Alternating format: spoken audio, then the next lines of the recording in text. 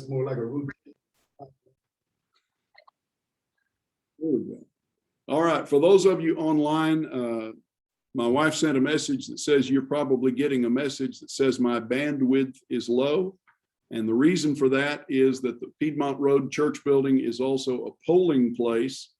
And apparently the elections people are vacuuming up all the internet bandwidth here. I could not even get online on the normal connection here. And so what we have is a hotspot from my cell phone, which is parked in the window over there to try to get a little better signal. So if what you see is a little stop and go glitchy and so forth, that's why. And just be patient. This is being recorded. So if we have a problem, you can always go back and look at the recording. So that being said, I am trying to finish up grading the term papers, and I'll have those for you next week in time for the final. And tonight we need to begin in 2 Samuel chapter 20. Let me adjust this down just a little bit so you're not looking up my nose quite so much. There we go. Can everybody hear okay? Yes. Okay, I was going to say, I'll take your silence as assent that you can. And in chapter, David has come back to Jerusalem. He has regained or retaken or been reinstalled, depending on how you want to phrase it, as king of Israel. He's back on the throne. Of course, Absalom has died at Joab's hand. David has insisted that the people confirm to him that they will accept him as their king, given that some of them had hailed Absalom and so forth. We've seen 20,000 Israelites killed in the battle. We've seen Shimei pardoned and Mephibosheth receiving back a part of his inheritance. And at the end of chapter 19, in verses 41 through 43, we have a quarrel going on between Israel at large and Judah in particular. All the men of Israel came to the king and said to the king, "Why have our brothers, the men of Judah, stolen you away and brought the king and his household over the Jordan and all David's men with him? The king is our close relative. He's our kinfolks." And the men of Israel were offended that the men of Judah basically were trying to claim a bit of extra close kinship. They're all related. And that's one thing to keep in mind. They're all related. And in fact, the men of Israel have a point when they say, hey, we were the first ones to accept him back as our king, to bring him back. And they had a set to about this between the men of Israel and the men of Judah. But that sets the stage for what takes place in chapter 20, and that is rebellion. Now, it's hard for us, in some ways, it's hard for us to imagine that after the rebellion of Absalom, there could be anybody that would continue this kind of strife. But there is a man named Sheba, the son of Bichri, and notice in chapter 20 and verse 1 what tribe he is from. He is from the tribe of Benjamin. And it's this Sheba who sounds the alarm, as it were, or not so much the alarm, but he blows the trumpet, as the expression goes. He tries to gather people to himself, and his claim is, we want no part of David. We want nothing to do with him. We reject him. Well, who's he speaking for? You look at this. This is the aftermath of the disagreement between 11 tribes and Judah. You've got 12 tribes total, and you've already got strife and dissension between Judah, who are David's family tribe, and the other 11, because the men of Judah have preempted their brethren from being associated with David. They have stepped in as if they are the epitome of loyalty. And they've been no more loyal or faithful to David in this whole business with Absalom than the other tribes. So what we see at the end of chapter 19, going into chapter 20, the root of the problem is not necessarily Sheba and the tribe of Benjamin. Now, these men in the tribe of Benjamin, it would be understandable that they would maybe pull something like this, because who did David succeed? David followed Saul, and Saul was of the tribe of Benjamin. And while Saul was king, which tribe was favored? Which tribe was preferred? Which tribe got special treatment? Well, Benjamin did. That was not a testimony to their power or position or place. That was a testimony to how Saul was very willing to play favorites for his own benefit. There's no indication here that David has been doing that with the tribe of Judah, but there is the insinuation on Sheba's part that that's what he's doing. And the men of Israel, in their harsh words, seem to give that some legs, give that some credence. So Sheba is the one that steps up to call for disavowing David, for rebelling against David. Every man to his tents, O Israel, at verse 2, or verse 1 rather. And notice in verse 2 in chapter 20, all the men of Israel withdrew and followed Sheba. But the men of Judah followed their king steadfastly from Jordan to Jerusalem. Now, we need to understand here where this is taking place and what's going on. Sheba at this point is not fomenting a nationwide rebellion and repudiation against David. Sheba is in the vanguard of Israelites, the group of men representing the 11 tribes who are arguing and quarreling with the men of Judah who are escorting David. You go back into chapter 19, all the people, verse 39, all the people went over the Jordan, and the king went over, and the king kissed Barzillai and went to Gilgal, and Chimham went with him. So this is the area where Israel had originally crossed into the promised land. It's the region where the ruins of Jericho was located and where the rebuilding of Jericho would take place. It's in the plains along the Jordan River. It's a historic area for the Israelites, and it's where the tribes have come together to escort David back to Jerusalem after Absalom's rebellion has been put down. But the men of Judah try to sort of shoulder their way to the front, and that rubs everybody else in the nation the wrong way, and understandably, because Judah had been no more exemplary in this than any other tribe, but they're trying to claim for themselves a position. Well, in this, think of it almost as a parade of triumph from Gilgal back to Jerusalem. In the parade, so to speak, Sheba, because the men of Judah claim this undue place of honor, Sheba and the other men of the other tribes of Israel, fine, y'all have your own parade. We're not going to be a part of it. Words to that effect. And so David comes to Jerusalem. The men of Judah escort him to Jerusalem. Now, consider that this is not going to look as good as it should have, because it's only the men of Judah at this point.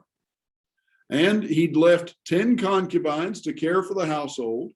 These are the concubines that Absalom had violated in the sight of all Israel, put them in a house under guard, provided for them, but he had nothing more to do with them from then until the day of their death. They were effectively widows in the way he treated them. He had nothing to do with them because they'd been defiled by his son. So he provides for them, he takes care of them, but he has nothing else to do with them. They're not living in the palace anymore, does not cohabit with them. And then notice at verse 4, David begins to take steps to fulfill a rather brash promise. Now go back to chapter 19 for just a minute and look at verse 13. This is where David sends a message to Zadok and Abiathar, the priests. This is while David is away from Jerusalem. He's had to flee for his life. So in chapter 19, verse 11, he sends the message to the priests. Why should you be the last to bring the king back to his house when the word of all Israel has come to the king? You're my brothers, my bone, my flesh. Why should you be the last? Say to Amasa, are you not my bone and my flesh? God, do so to me and more also, if you're not the commander of my army from now on in place of Joab. So what's happened here? Joab caught up with Absalom. Remember what David had given, the instruction he had given concerning Absalom? You deal gently with him for my sake. And what had Joab done? Joab murdered him. We tend to look at that and say, well, it was an execution because he was a rebel. And you might make that case. Joab was the commander of the army, and that would normally be within his authority, his purview to execute a traitor. And that's what Absalom was, a traitor. But David had given specific command. You deal gently with him. And Absalom violated his command. Joab violated his command concerning Absalom. So at this point now, he has already promised Amasa, I'm going to replace Joab with you. You're going to be the new chief of staff. You're going to be the new head of the army. So over here in chapter 20 now, at verse 4, David has come back to the palace in Jerusalem. And now he begins to use Amasa as his chief of staff. You call the men of Judah together to me within 3 days, and you be here yourself.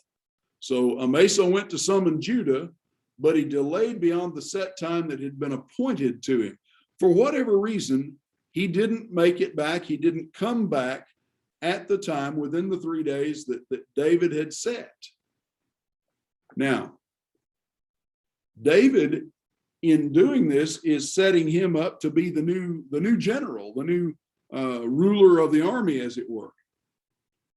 And in dealing with this, what's he preparing to do? Well, he's got Sheba, that Benjaminite, the son of Bichri, that's trying to cause a rebellion and cause a problem. And the men of Israel are divided from him because of the arrogance or the stupidity or the ego of some of the men of Judah. David he's going to feel some affinity for the men of Judah because they are his closest kinfolk, but he's supposed to be the king of the whole nation, not just the king of Judah. So he's got to remedy this. And what he's doing is he's setting up for Amasa to take command and deal with this. Well, things aren't going to turn out quite the way he intended. Pick up down here at verse 6. David says to Abishai, Sheba the son of Bichri will do us more harm than Absalom. Take your Lord's servants, pursue him, lest he get himself to fortified cities and escape from us. So in other words, Amasa has not come back. Is he still out rounding up soldiers? I don't know. Doesn't say. But in the meantime, David details Abishai to take this responsibility that evidently he intended for Amasa. In verse 7, Joab's men, the Cherethites and the Pelethites and all the mighty men go out from Jerusalem to pursue Sheba, the son of Bichri.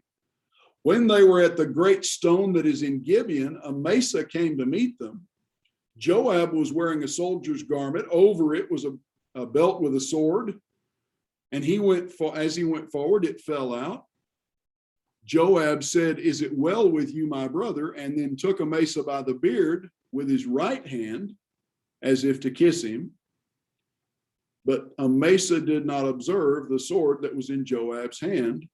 Joab struck him with it in the stomach, spilling his entrails to the ground without striking a second blow. He gutted him, in other words, and he died. What just happened here? Joab just eliminated the man that was designated to replace him. Why would Joab do that? To secure his position. Okay, he has not been thrown out. So it may be so that he, as Mr. Paul here said, so that he can be back in charge. It may be jealousy on his part. It may be resentment. But regardless, he does something here that shows us his character more clearly than anything else he has done so far. Now, Joab has been underhanded in times past, and he has been kind of scheming and conniving, and he has been loyal when it suited his purpose. But he's already kind of on David's wrong side about Absalom, and now to eliminate Amasa to commit cold-blooded murder in this way, that's beyond the pale. Go ahead, Mr. Paul. I just wanted to know, did he know that Amasa was going to take his spot? Apparently so.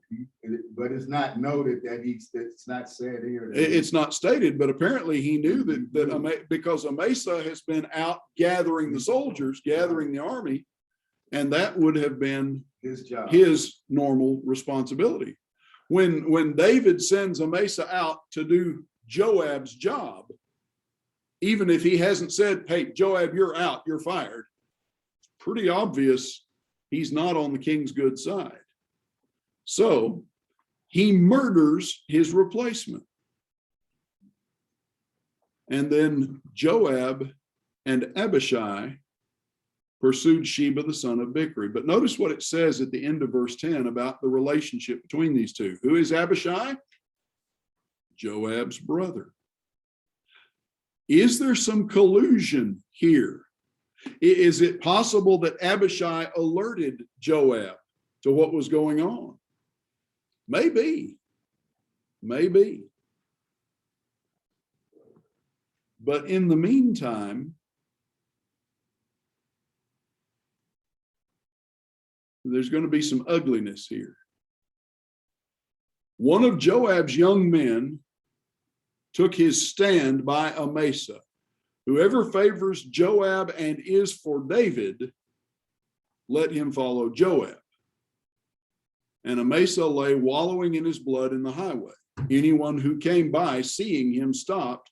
And when the man saw that all the people stopped, he carried Amasa out of the highway into the field and threw a garment over him.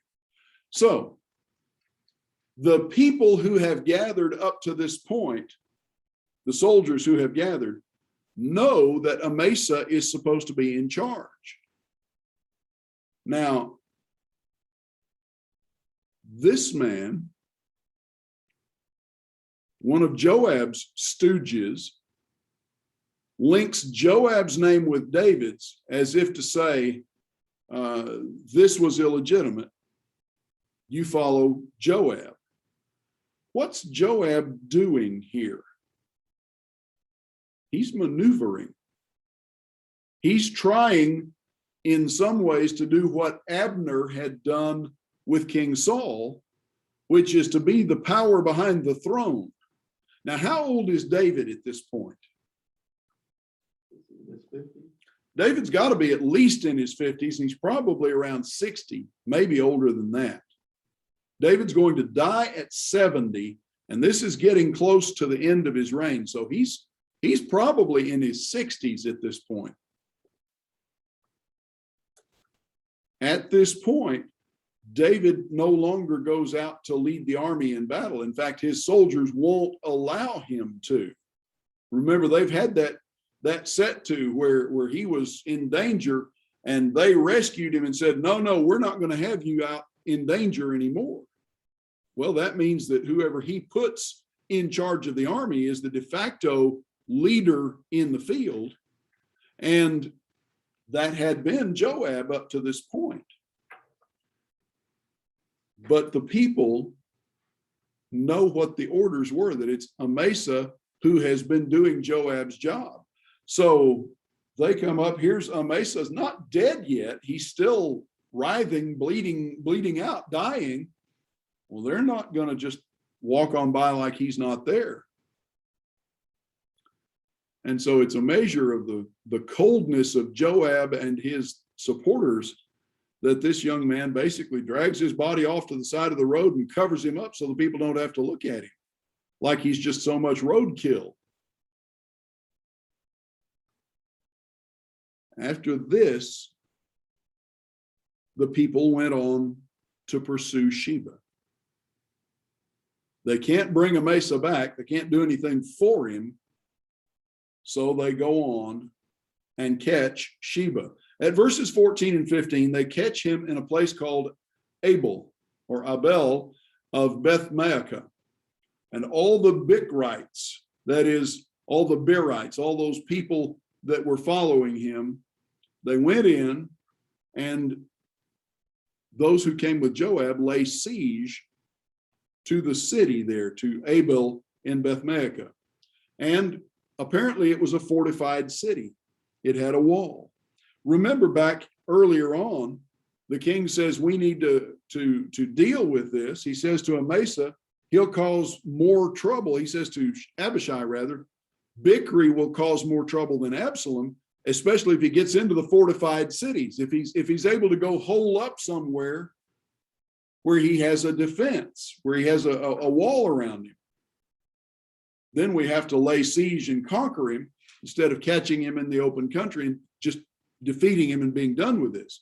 Well, Sheba passed through all the tribes of Israel to Abel of Beth Maacah, and they assembled and followed him in. And the men who were with Joab came and besieged him there. They cast up a mound against the city, and it stood against the rampart, and they were battering the wall to throw it down. So apparently this is a fortified city. Sheba had managed to accomplish what Abishai and David had discussed that they did not want to happen. And so now they've got to batter the wall down. But notice verse 16.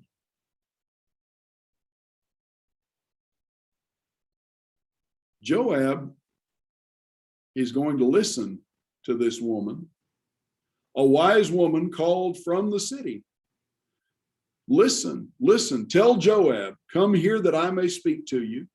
He came near her. The woman said, are you Joab? I am. Listen to the words of your servant, etc. Then she said, they used to say in former times, let them but ask counsel at Abel. And so they settled the matter. I am one of those who are peaceable and faithful in Israel. You seek to destroy a city that is a mother in Israel. Why will you swallow up the heritage of the Lord? Far be it from me, far be it that I should swallow up or destroy. That's not true, but a man of the hill country of Ephraim, Sheba, the son of Bichri, has lifted up his hand against King David. Give up him alone, and I will withdraw from the city. And the woman said, behold, his head shall be thrown to you over the wall. The woman went to all the people in her wisdom, and they cut off the head of Sheba and put an end to the matter. So Joab blew the trumpet. They dispersed from the city, every man to his home, and Joab returned to Jerusalem to the king. Now, Joab, in the aftermath of dealing with Absalom's rebellion, with the army at his back, is ready to go and just demolish everything and everyone in his path. This woman, unnamed, describes this town, this city, Abel of Beth Maacah, as a mother in Israel. In other words, it's one of the original settlements. It's one of the places where Israel was initially established in the promised land. Would you destroy this? He says, I don't want to destroy anything, but here's what's happened. They surely shall ask counsel at Abel. The town was known in Israel for the wisdom of the people who lived there. It was a capital city. It was not the capital, but it was an important city. And in verse 22, when they seize hold of Sheba and cut off his head and throw his head over the wall, it's also a loyal city. That is, he has his followers there, but not everybody there are his followers.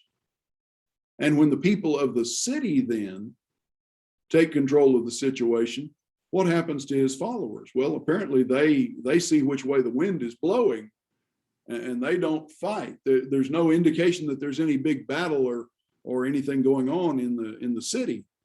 Wisdom prevails, and the rebellion of Sheba is put down. It comes to an end. Now, notice the end of chapter 20. Pick up at verse 23. Joab was in command of all the army of Israel, and Benaiah, the son of Jehoiada, was in command of the Cherethites and the Pelethites. Adoram was in charge of the forced labor. Jehoshaphat, the son of Ahilud, was the recorder or the secretary. Sheva was the secretary. Zadok and Abiathar were priests, and Ira, the Jairite, was also David's priest. So David has a personal chaplain, basically. The outcome of this, in one way, is not good for David, because Joab, whom David had determined to replace, Joab remains in his position for the time being. How did Joab manage that? Well, he shamelessly committed murder to maintain his role, to maintain his position. And that's not going to be forgotten. Now,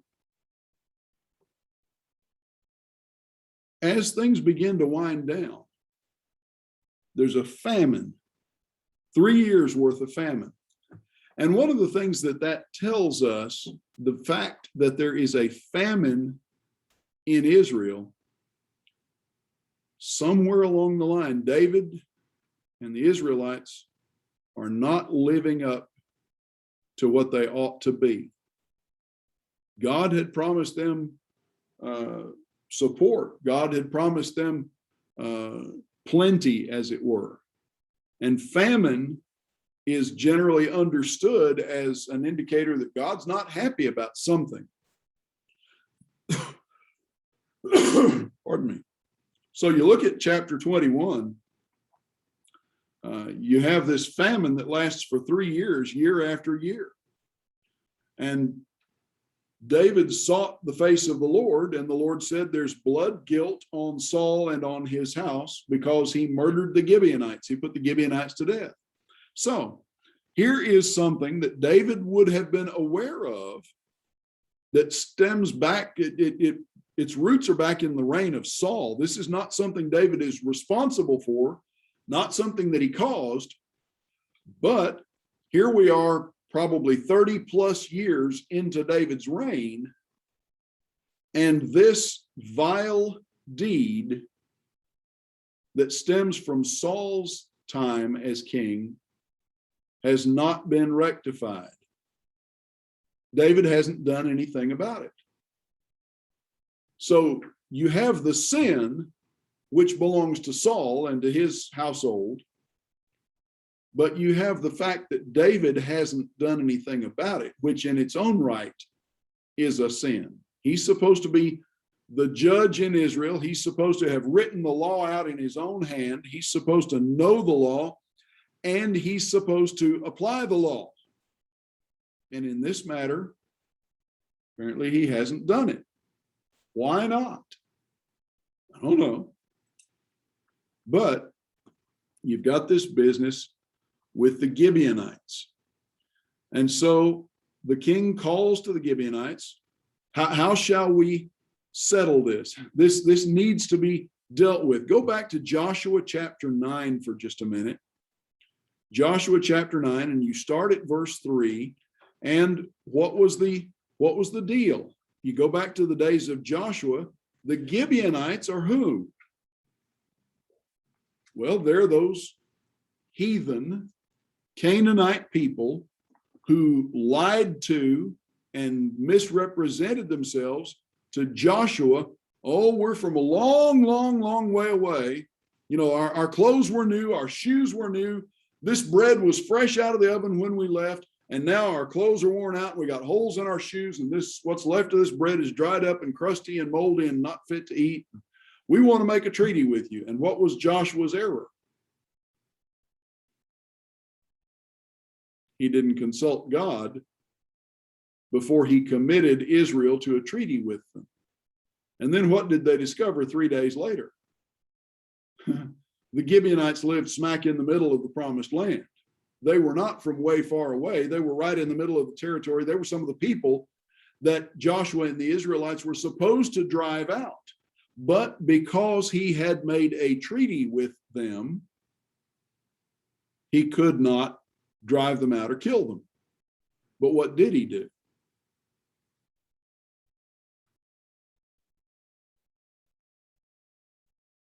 How did Joshua deal with them?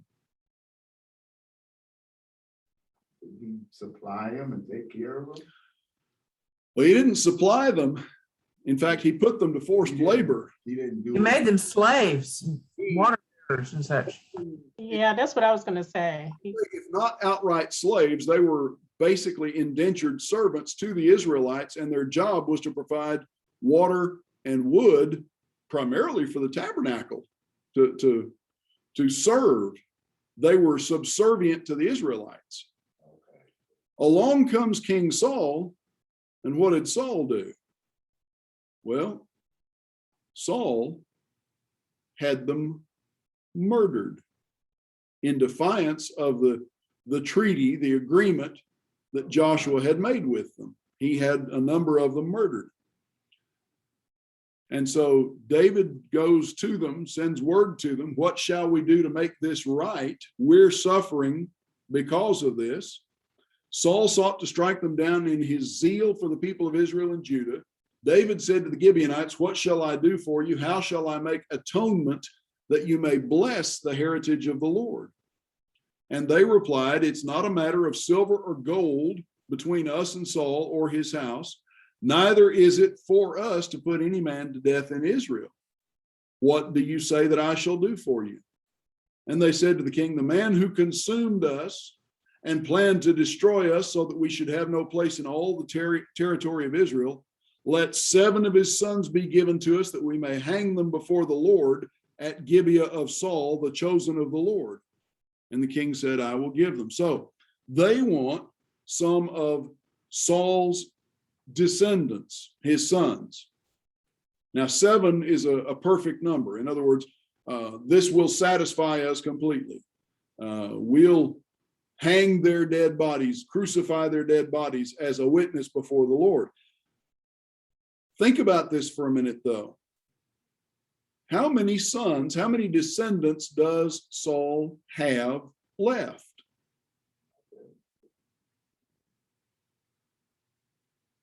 Basically, the only one left anymore is Mephibosheth, Jonathan's son.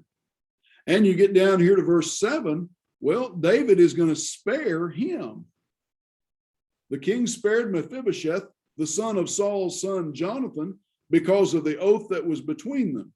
The king took the 2 sons of Rizpah, the daughter of Aiah, whom she bore to Saul, Armoni and Mephibosheth. This is a different Mephibosheth. And the 5 sons of Merab, the daughter of Saul, whom she bore to Adriel. Remember, Merab was actually supposed to have been David's wife, but Saul shortchanged him on that. And he gave them into the hands of the Gibeonites, and they hanged them on the mountain before the Lord. The 7 of them perished together. They were put to death in the first days of the harvest, at the beginning of the barley harvest. Now, here you have a case of the sons bearing the penalty of their father. These men did not commit that crime, but they paid for their ancestors' crime with their lives. We would tend to look at that and say, that's not fair. That's not right. By the way, some translations in verse 8 say Michael, and that should be Merab in the older translations. We look at that and say, it's not fair that they should bear their father's sin. They did not bear their father's sin. They were not guilty, but they were executed because of their father's sin. You have here a really good illustration of how the consequences of sin always extend farther than the sinner expects or intends that they will. Think about our 21st century society. And for argument's sake, go to Colorado. Pot, marijuana use is legal in Colorado. By all accounts, there are dispensaries on every corner. You can buy it legally and smoke it or consume it legally in Colorado. And there's no law preventing that. But what happens when you ingest THC, the active ingredient in marijuana? What does it do to you? Well, it may be useful for treating certain illnesses and certain pains and so forth, but regardless, when you smoke pot or when you eat pot brownies or what have you, what's the side effect? Well, it dulls your senses, for one thing. It dulls your senses. You're going to get high to some degree. Your judgment is going to be measurably affected. If you do enough, how out of touch can you get? Well, one of the side effects of pot is that it makes you hungry. You get the munchies. But what's another side effect of smoking pot or consuming pot? Makes you sleepy, makes you stupid. It impairs your judgment. Now, if you go to Colorado and it's legal there and you buy, a baggie of pot and you smoke it or you bake it into something and eat it, and then you go out and drive, well, I'm not doing anything illegal. I'm not breaking out. If I'm hurting anybody, I'm only hurting myself. But you go out and drive, bam, you have an accident and some kid gets killed.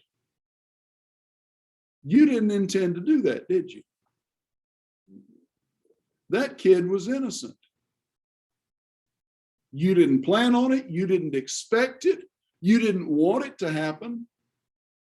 But the consequences of your choice to impair your judgment with something that is known to impair judgment, your sin's consequences extended farther than you planned.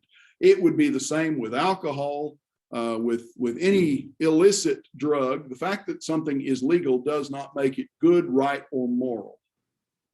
Alcohol's been legal in this country since 1931, ever since Prohibition ended. Beverage alcohol has been legal. It doesn't make it good or right, does it? and the consequences of it are all around us. Here, these men, Saul's grandsons and sons, these men did not commit the sin of murdering the people of Gibeon. Their ancestor did. They lose their lives not because they are guilty, but because their ancestor was, and their deaths are the price of settling this issue. The consequences of sin, Saul's sin, always extend farther than the sinner expects that they will. Saul would never have wanted his own descendants to be executed. In fact, he was very intent, wasn't he, on trying to make sure that it was his son that sat on the throne after him, not David. David spares Mephibosheth because of his friendship with Jonathan. Well, you get down here to verse 10, and now here's Rizpah, the daughter of Aiah, and she takes sackcloth and spread it for herself on the rock from the beginning of harvest until rain fell from the heavens, and she did not allow the birds of the air to come upon them by day or the beasts of the field to come by night. So here is Rizpah, the daughter of one of Saul's concubines, not even his full wife, but a secondary wife. And what has she done? She has camped out where the bodies were hung in public. And she has shooed away the buzzards and prevented the carrion animals from destroying their bodies, from tearing their bodies. And so David then goes down and takes the bones of Saul and Jonathan from the men of Jabesh Gilead, who had stolen them from the public square in Bethshan, where the Philistines hung them. And he brought them they gathered up the bones of those also who were hanged, and they buried them in Zelah, in the tomb of Kish. So finally, almost 40 years after the fact, Saul's bones and Jonathan's bones, and along with these men who were sacrificed to make right what Saul had made wrong, they're all brought and given a proper burial finally in the sepulcher of their ancestor Kish, Saul's father. Well, that settles the score. That settles the issue with the Gibeonites. David has finally taken steps to right something that he should have taken care of 30 years ago, basically. And because of the dedication of this woman, he goes the extra mile and gives the remains of all of these men, including Saul and Jonathan. He gives them a decent burial where they would have wanted to be buried in the first place, which is in the family tomb, basically. So the issue finally is settled. The famine comes to an end then. And that brings us then into more warfare. In chapter 22 rather, we're going to see David, well, actually at the end of chapter 21, David dealing with the Philistines yet again. Pick up at verse 15. There's war between the Philistines and Israel again. Now that what this tells you, the way it's phrased, the Philistines picked the fight. The Israelites in this case don't seem to have gone looking for a quarrel with the Philistines. The Philistines seem to have picked the fight. The Philistines were a warlike people. Remember that they, in contrast to the Israelites, these were people that had iron weapons. The Israelites were a Bronze Age people. Now, by the time David comes along, they've probably managed to acquire iron weapons themselves. So they're probably on equal footing in that respect. But the Philistines living along the coastal plain, they had chariots, they had horsemen, they were technologically advanced compared to the Israelites for the most part. Saul had begun to acquire Philistine type weaponry, chariots and horsemen and so forth. But these were people whose history and whose background was of war and conquest. And the Israelites, they fought a lot of enemies and a lot of warfare over the last 500 years, from the time of Joshua until the time of David. But they don't live for war. And that's the difference. So the Philistines seemingly pick a fight with them yet again. And David goes down to the battle. David's already gotten himself in trouble in battle before this, but now he's here, and that's not entirely surprising, because in the past, every time the Israelites have fought the Philistines and David was present, how has it ended? Israel wins. The Philistines know David very well, and they're properly afraid of him. But they're also on the warpath here.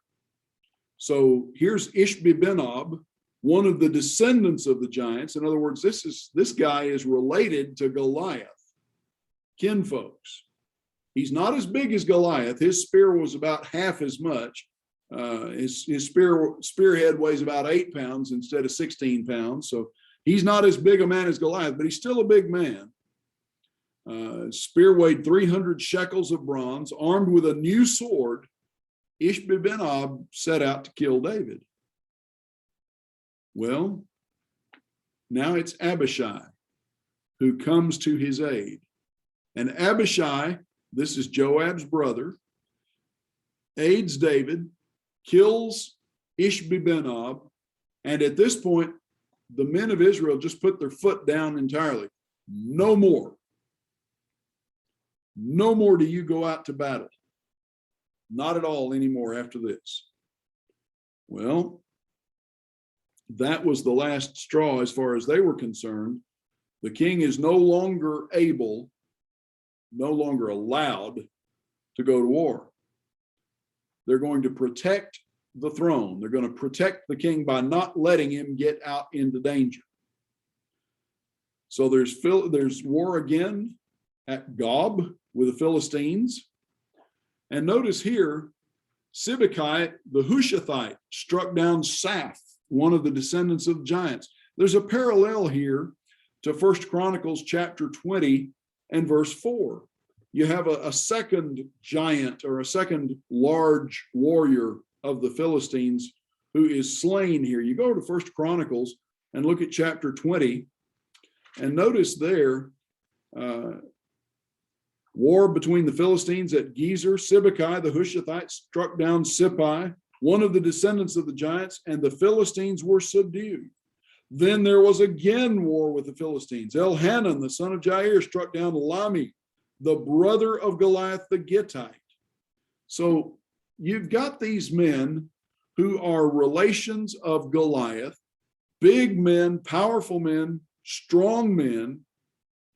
They are in the vanguard of the battle over and over again, a brother to Goliath. Now you get down here to verses 20 and 21 in chapter 21, 2 Samuel chapter 21. You've got Saph in verse 18, who's struck down, and then Elhanan in verse 19. Look at verses 20 and 21. War at Gath. Now this is where David had been in time past.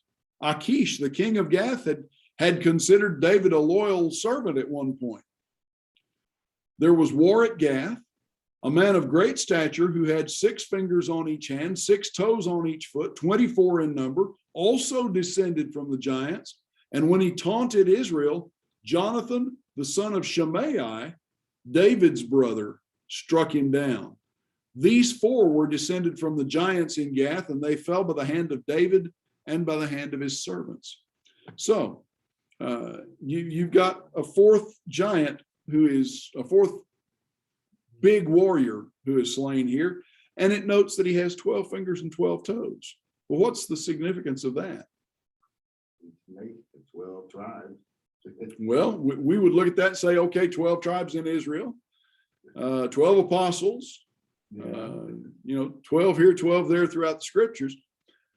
In fact, there doesn't appear to be any particular significance other than in nature, the dominant gene in the human genome is for 6 fingers, 6 toes on each hand, and the recessive gene is 5.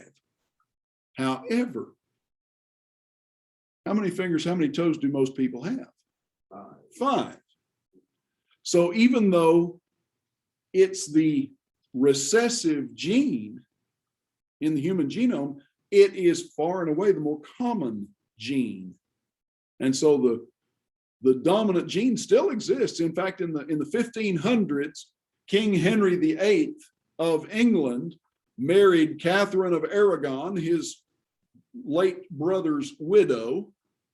And then because she bore him a daughter, he tried to have their relationship annulled so that he could marry Anne Boleyn, and wound up splitting off the English Catholic Church from Rome and forming the Church of England because the Pope wouldn't give him an annulment and wouldn't let him divorce. So he annuls his own marriage, marries Anne Boleyn. That didn't work out too well. She lost her head, and 6 wives, not a good situation.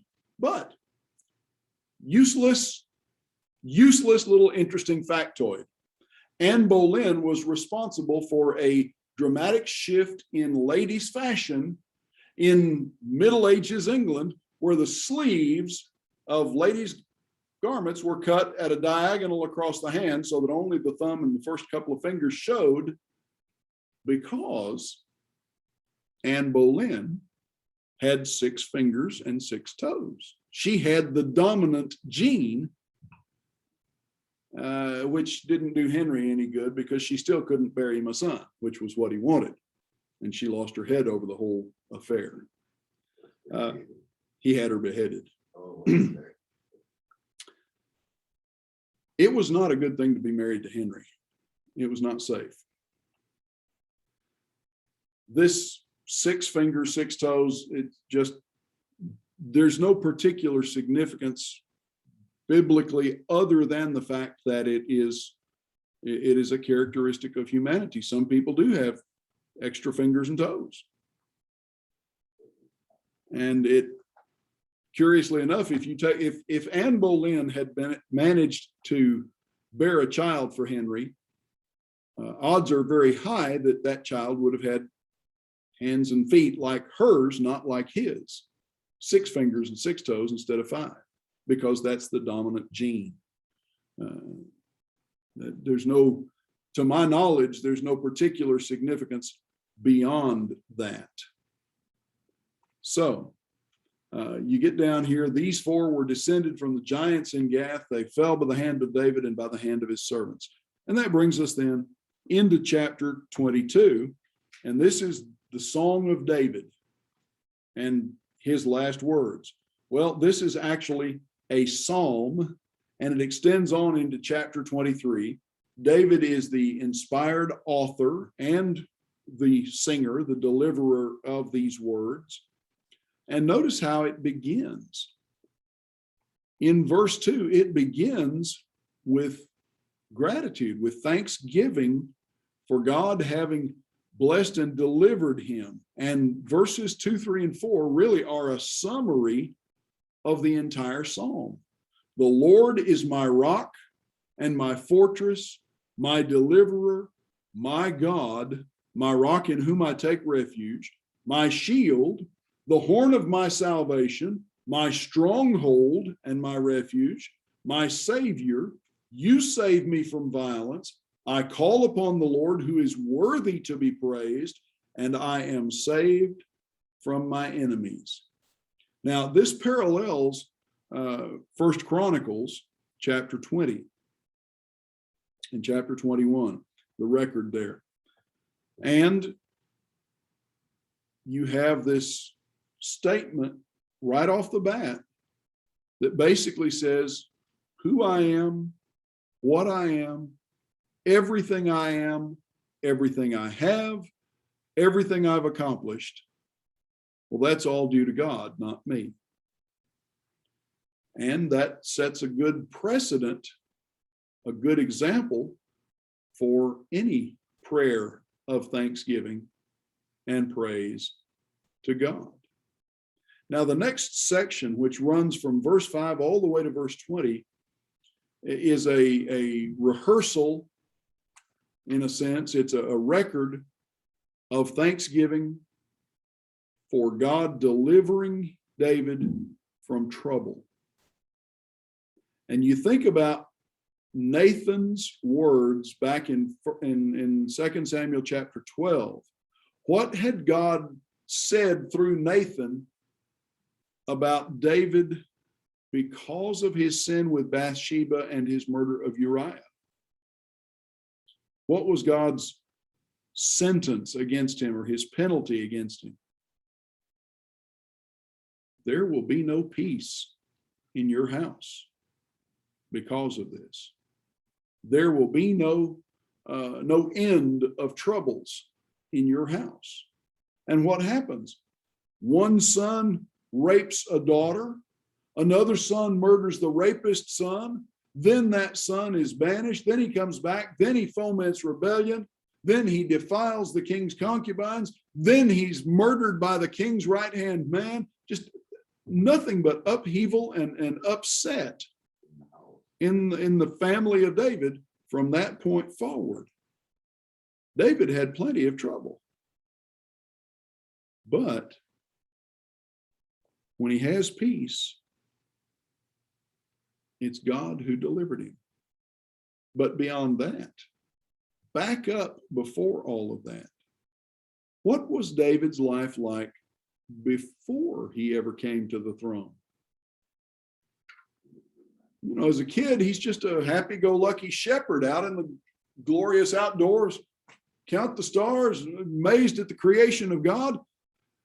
And then along comes Saul and Goliath. And just in a very short time, he goes from being a happy-go-lucky shepherd who's a talented musician, to being a man of war, to being the king's son-in-law, to being on the outs with the king, to being hunted by the king, to running for his life, to living amongst heathen people and pretending that he's crazy so that they won't hurt him. Well, look at how this section begins at verse 5. The waves of death encompassed me. The torrents of destruction assailed me. The cords of the grave, of Sheol, entangled me. The snares of death confronted me. You stop at this point and review David's adult life. And from late teenage years to age 30, he spends a lot more time on the run, either in battle for King Saul or in the hills running from King Saul, than he does enjoying life, having good experiences, being happy. Then he becomes king. And what does he spend the next 15, 20 years doing? He's consolidating the kingdom. He's got 7.5 years where Israel is divided and he's only king of part of it. And then he has to weld it all back together in the death of Ishbosheth. And then he's got to deal with all the neighbors, constantly in battle and conflict with his neighbors. And then all this misery with his own family begins because of his own lust with Bathsheba. So from late teens to the end of his life, 50 some odd years of his life, he's lived a lot of that time in stress, probably in heart palpitations when he's being chased, or when Absalom is trying to track him down and kill him, when it feels like the world is falling apart around him. And in all of that, he looks back at that and says, I've been surrounded much of my life by all of these things, the waves of death, the torrents, floods of destruction, the snares of death. And how did he deal with it? In my distress, I called upon the Lord. To my God, I called. From his temple, he heard my voice, and my cry came to his ears. Now, pause there for a moment and think about this. When we encounter difficulty, distress, trial, problems, how do we respond? What do we do? We know what we should do, but what do we do? What do most people do? Complain and be unhappy. Complain, be unhappy. What else? Well, we try to solve things ourselves, Right. and that's not necessarily a bad thing. If I make a mess, isn't it my responsibility to try to clean it up? If A lot I of people blame God for their problem. But a lot of people never get to the cleanup problem or cleanup issue. Why did God do this to me? Lay the blame on God. Is God ever responsible for our problems? No. What does James tell us in James chapter 1? Start at verse 13, go down to verse 15. Let no man say when he is tempted, I am tempted of God. That don't say God did this to me. Why not?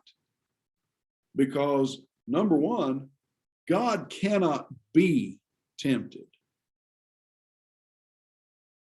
And God does not tempt any man. Each man is drawn away by his own lust and enticed. Lust, when it is conceived, brings forth sin. Sin, when it is full grown, produces death. And then James says, beloved brethren, do not be deceived. Don't kid yourself. It always works that way. Well, James, by the inspiration of the Holy Spirit, tells us when we have trouble, God did not do this to me. And how many people in the world respond to trouble by whining and complaining? Why did God do this to me? God didn't do it to me. The woman. Somebody else may have done it to me. Adam may be saying, it's the woman that you gave me. But more often than not, who's at the root of all of our problems? We are. How often do we sow the seeds that cause our own problems? Or fail to sow the seeds that would prevent those problems? David says, in my distress, I called upon the Lord. Jump forward in time to the days of Hezekiah, in the days of Isaiah the prophet, and Rabshakeh, the representative of Sennacherib of the Assyrians, comes to the gates of Jerusalem. Time for you to surrender. Your God can't stand up. Look how many other gods our gods have conquered, and so forth. Here's the letter demanding your surrender. And what does Hezekiah do with his letter? takes it into the temple and lays it out before the Lord and prays. Takes it to God. And what did God do? That night sent an angel who slew 185,000 Assyrians, and the Assyrians went home.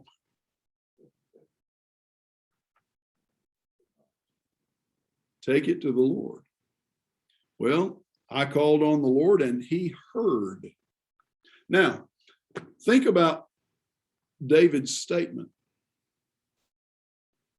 In my distress, I called upon the Lord. To my God, I called. From his temple, he heard my voice. My cry came to his ears. What is the most vivid prayer that we can think of from David? Our Father which art in heaven. No, that's Jesus. Yeah. That's the model prayer. Think about, in looking at the life of David, when do we see him praying? Wow. Well, just back up. 2 Samuel chapter 12. And where is David? Nathan has said, you're the man. This child that Bathsheba has conceived with you, this child shall die, verse 14, because you utterly scorned the Lord. So the Lord afflicted the child that Uriah's wife bore to David. He became sick. David therefore sought God on behalf of the child, fasted, went in and lay all night on the ground. David begging God for that child's life. And what did God do?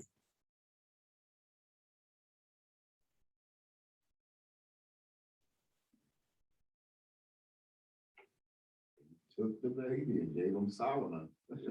That child died just like Nathan said he would. Now, later on, Solomon is born, and Solomon becomes the next king. But that child died, even though David, its father, is begging God to let it live. Now, David comes along here years later. In my distress, I called upon the Lord. To my God, I called. He heard. But the baby died. Here's the point. When we think about God hearing our prayers, what do we think of? And he's going to grant what we're asking. There you go. That in our thinking, God hearing my prayers is God giving me what I want. And what David wanted was that baby to live. And God did not give him that. And he did not turn his back on God and say, well, if that's the way you're going to answer my prayers, then I'm just not going to pray anymore. We think in terms of, I get what I want, and that's God answering my prayers. And if I don't get what I want, God didn't answer my prayers. But that's not true. That's not the case. In the middle of all this, you look at David's description of his experience. The earth reeled and rocked. The foundations of the heavens trembled and quaked because he was angry. Smoke went up from his nostrils, or in his wrath, and devouring fire from his mouth. Glowing coals flamed forth from him. He bowed the heavens and came down. Thick darkness was on David. It's a very poetic description of the wrath of God, the anger of God. The Lord thundered from heaven, verse 14, and the Most High uttered his voice. He sent out arrows and scattered them, and lightning and routed them. The channels of the sea were seen. The foundations of the world were laid bare, and so forth. Now, notice down here at verse 17, we begin to see the summary of all of this. he sent from on high. He took me, drew me out of many waters, rescued me from my strong enemy, from those who hated me, for they were too mighty for me. They confronted me in the day of my calamity, but the Lord was my support. He brought me out into a broad place, rescued me because he delighted in me. David does not make any claim here that he was perfect or that he was sinless or that he deserved any of this. In fact, what he deserved was all the thunder and the lightning and the hardship and the difficulty because of his sin. And he got plenty of it. But he never abandoned the Lord. He went astray, but he never abandoned God like Saul did. He always came back to God, and God delivered him. Verses 21 through 28, here's the reason for his deliverance. The Lord dealt with me according to my righteousness. According to the cleanness of my hands, he rewarded me. Now, pause there and think about that for a minute. The Lord dealt with me according to my righteousness. How much righteousness did David have? Man of blood, known to lie on occasion,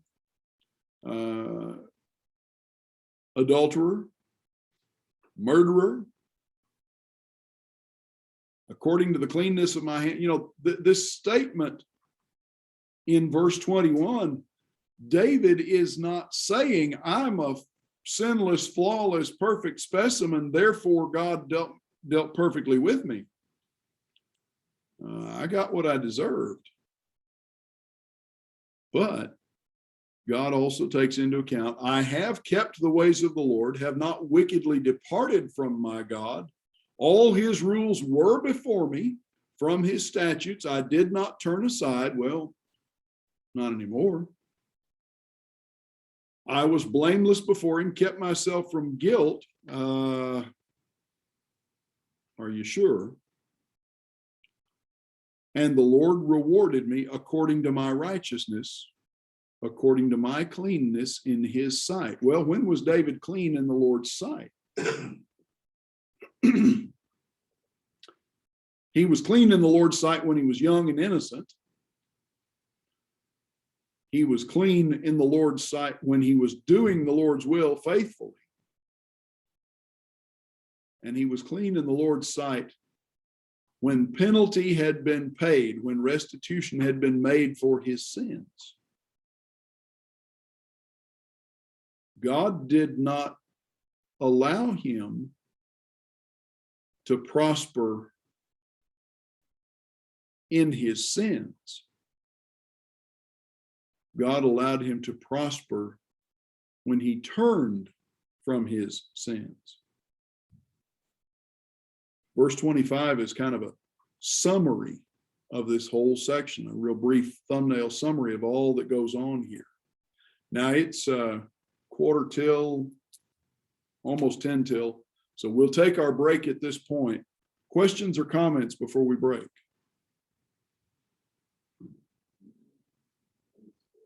All right, we'll break for 15 minutes. All right, let's get started again. We are in 2 Samuel chapter 23, looking at David's final words, his psalm, and you pick up at verse 29, and from verse 29 down to verse 46, about 15, 16 verses, you've got David's recognition of God's help, the Lord's help in defeating his enemies. You start at verse 29, you're my lamp, O Lord, my God lightens my darkness. By you I can run against a troop, and by my God I can leap over a wall. Sounds almost like Superman, doesn't he? Able to leap tall buildings at a single bound. Well, not to be facetious, but in a sense, David is saying, I can do anything. He's saying what Paul said to the Philippians, I can do all things through Christ. Well, David's saying, I can do all things with God's help. He's not being ridiculous about it, but he's saying, you've enabled me. This God, his way is perfect. The word of the Lord proves true. He is a shield for all those who take refuge in him. Now there's a good thought, or an important thought there. He is a shield for those who take refuge in him. A lot of folks want a paycheck, but don't necessarily want a job. A lot of folks want shelter from God. They want him to shield them, but they don't want to take refuge in God. How many people do we encounter who want God's blessings, but not on God's terms? I want all the good without any of the self-denial or self-restraint or anything of that sort. Well, that's the key here. God is a shield for those who take refuge in him, those who come to him. Who is God but the Lord? He is a rock. Who is a rock except our God? This God is my strong refuge and has made my way blameless. Now pause there and back up. Go back to verse 26 and notice what David says about him there.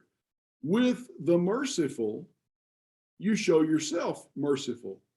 With the blameless man, you show yourself blameless. With the purified, you deal purely. And with the crooked, you make yourself seem tortuous.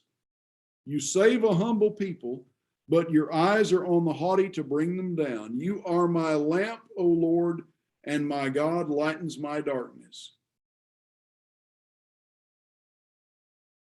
Interesting juxtaposition of concepts there. With the merciful, you're merciful. With the blameless, you're blameless. With the pure, you're pure. But with the crooked, you make yourself seem tortuous or crooked, not in the sense of dishonest, but for the crooked, for the dishonest, for the unfaithful, dealing with God is an exercise in frustration.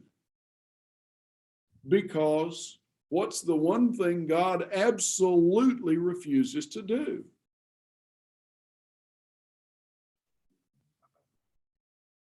Bow down to you. It bow down to us, or in other words, God refuses to play on our terms.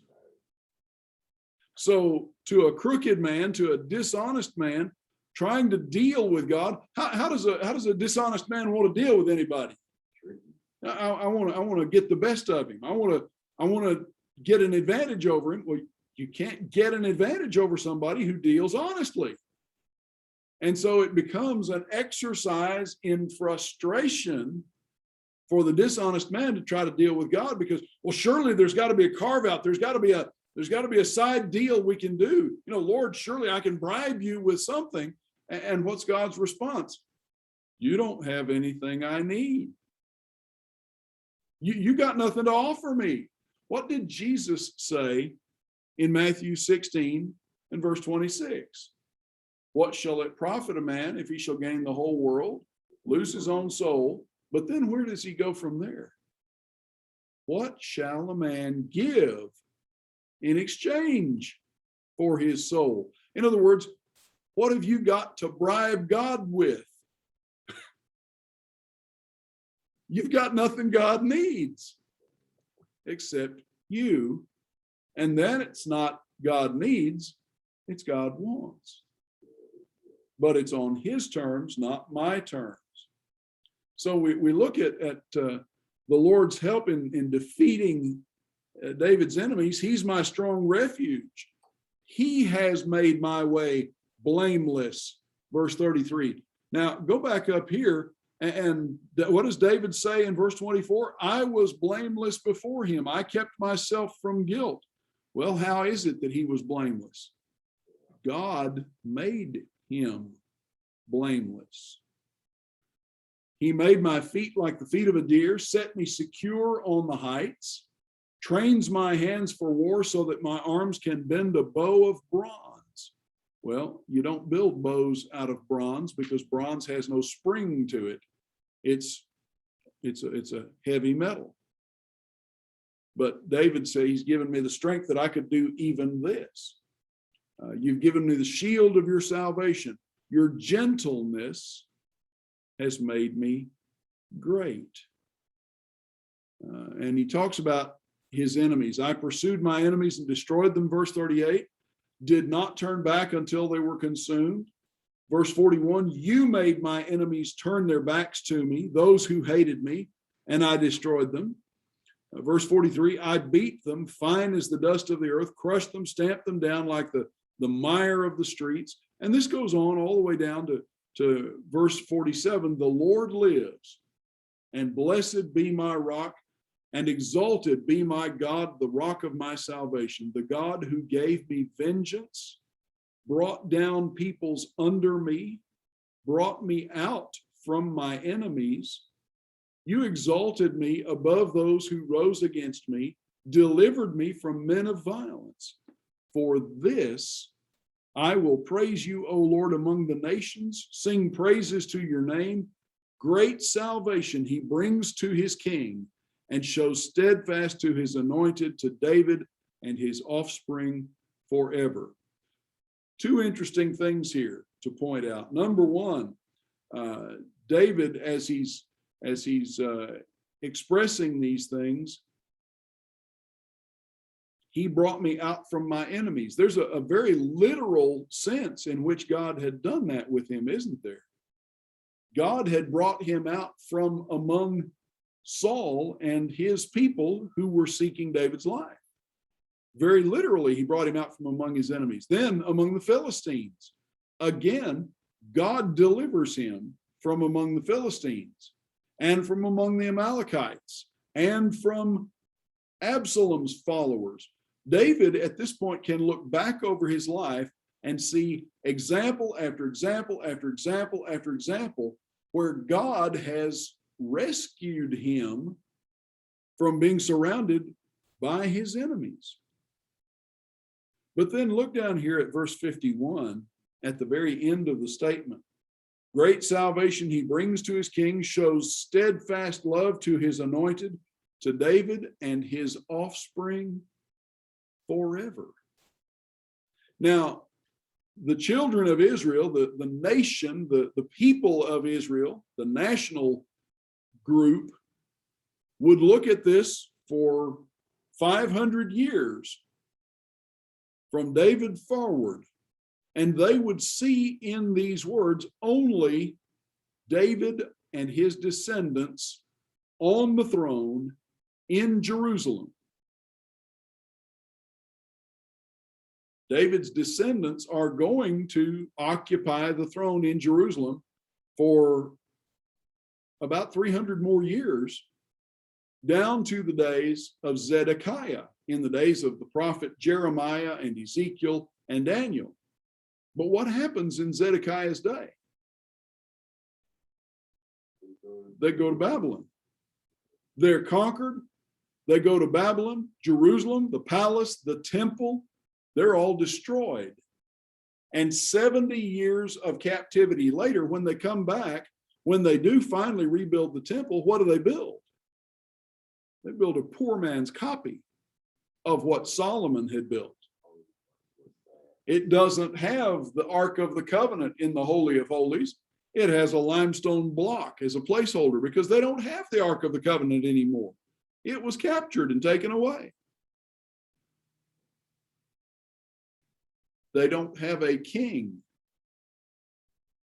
reigning in Jerusalem after captivity until the days of the Maccabees. And the Maccabees are Levites, they're not kings.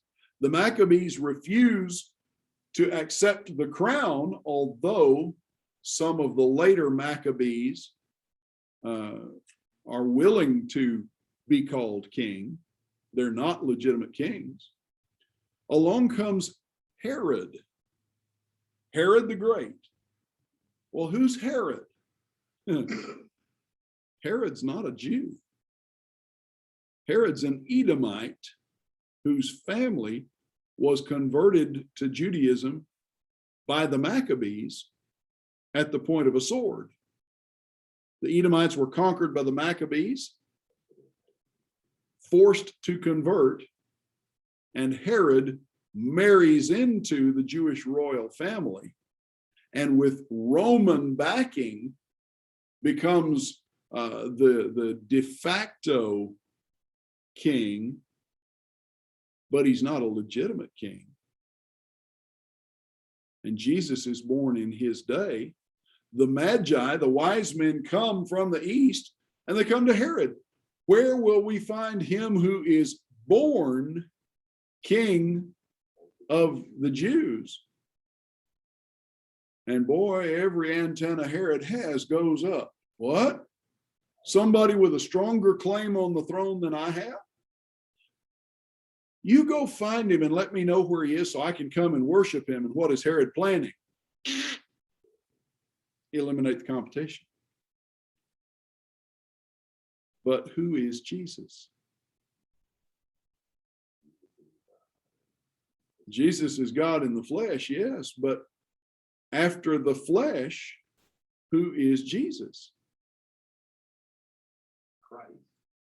He's the Messiah, he's the Christ, but you look at his lineage, who is Jesus? Oh, the line of David. Exactly. Yeah.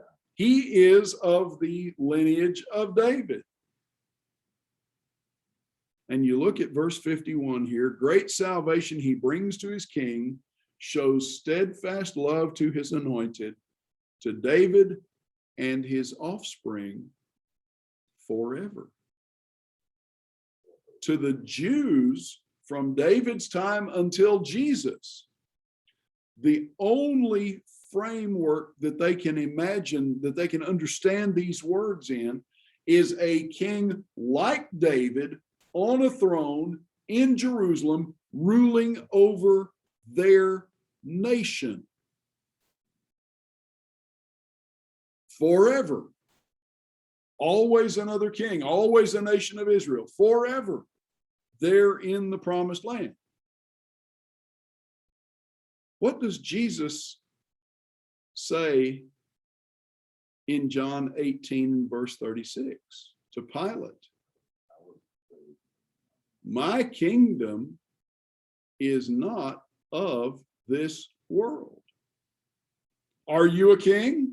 You've said truly, but my kingdom is not a worldly kingdom. If it were, my servants would fight, but it's not. And how does Pilate respond, or what's the response there? This man has done, I find no cause of execution, no cause of death in him. In other words, he recognizes Jesus as king is no threat to him, no threat to Herod, no threat politically at all. My kingdom is not a worldly kingdom. Here's the descendant of David saying that concept of the kingdom, our kingdom, Jews only, with a king in Jerusalem. That's all wrong. That's not what God promised. What did God promise? Salvation available to all, not just Jews, through the Messiah.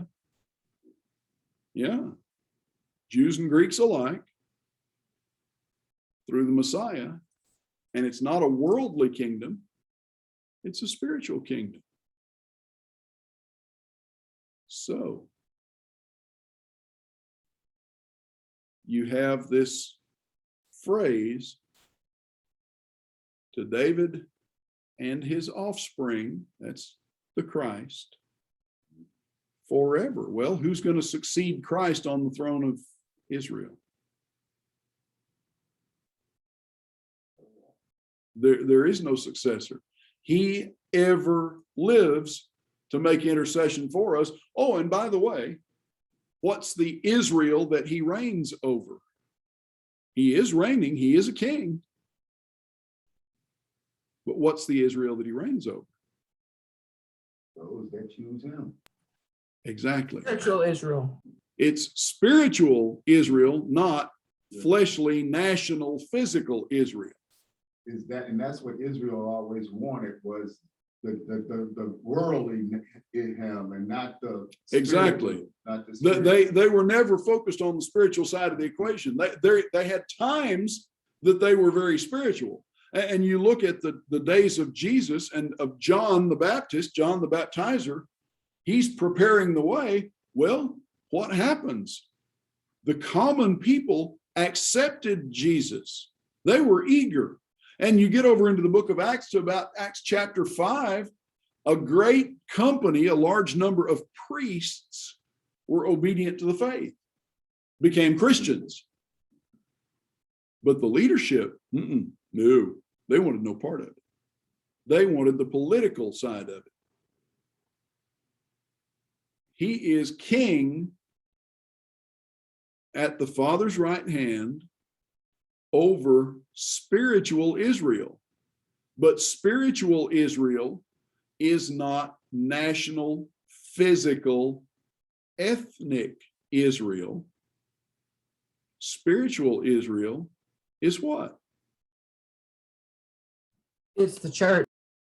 Spiritual Israel is the church. In Romans, Paul says that he who is a true Jew is not one who is a Jew outwardly, or in other words, he's not Jewish because of his flesh. He is a Jew when he is circumcised in heart, a matter of the spirit, not the letter. His praise is not from men, but from God. Romans 2:28 and 29. Who is Paul talking about there? He's talking about Christians, not physical Jews. Can physical Jews be Christians? Absolutely. And so you jump over to Galatians and look at Galatians chapter 5, and Paul talks about how that Christ has set us free. And at verse, chapter 6, I believe. And in chapter 6, as he's summarizing things, after he's pointed out how Christ has set us free, he says down here in verse 12, it is those who want to make a good showing in the flesh who would force you to be circumcised, and only in order that they may not be persecuted for the cross of Christ. Now he's talking to the Christians in Galatia, and he's talking about some of the Jewish Christians who were trying to demand that these Gentile Christians have to keep the law of Moses, have to be circumcised, have to become proselytes. And he says they're not doing it for your benefit, they're doing it for their benefit. Even those who are circumcised, verse 13, do not themselves keep the law, that is Moses' law. They desire to have you circumcised that they may boast in your flesh. In other words, so they can have control over you. Far be it from me to boast, except in the cross of our Lord Jesus Christ, by which the world has been crucified to me, and I to the world. For, catch this now, Galatians 6:15 and 16, neither circumcision counts for anything, nor uncircumcision, but a new creation. So Paul says in verse 15, it doesn't matter if you're a Jew or a Gentile.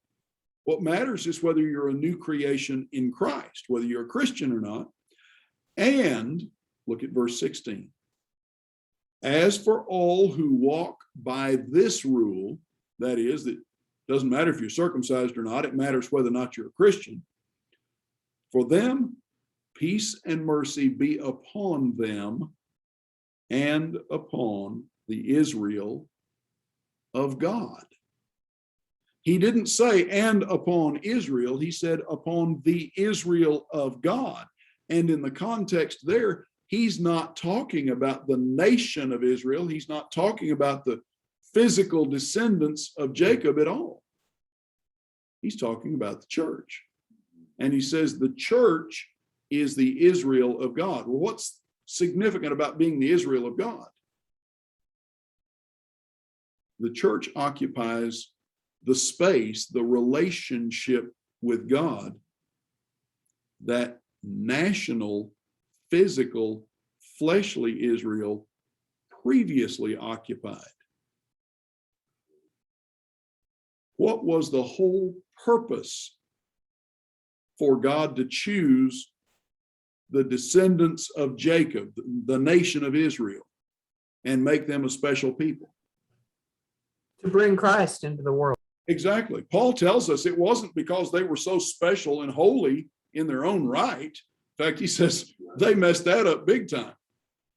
The purpose was to be a pipeline to bring Christ into the world. And when Christ came, their purpose was fulfilled. Their separateness was fulfilled. Think about it. When Jesus on the cross, Jesus says 7 things on the cross. What's the last thing he says?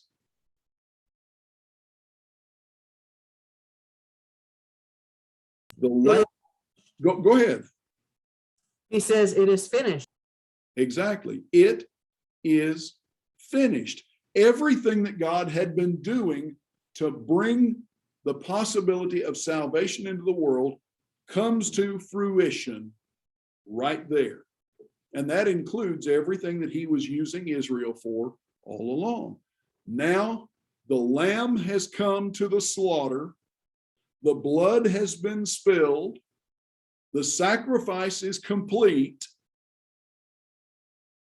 All, Jew and Gentile, can be forgiven through his blood. And that means that national Israel has finished its purpose in God's plan. And God's plan moves on from them to spiritual Israel, which is the church. So, at chapter 23, then, we come to David's concluding words. These are the last words of David. And notice that it says here, the oracle of David, the son of Jesse, the oracle of the man who was raised on high, the anointed of the God of Jacob, the sweet psalmist or the sweet singer of Israel, the favorite of the songs of Israel.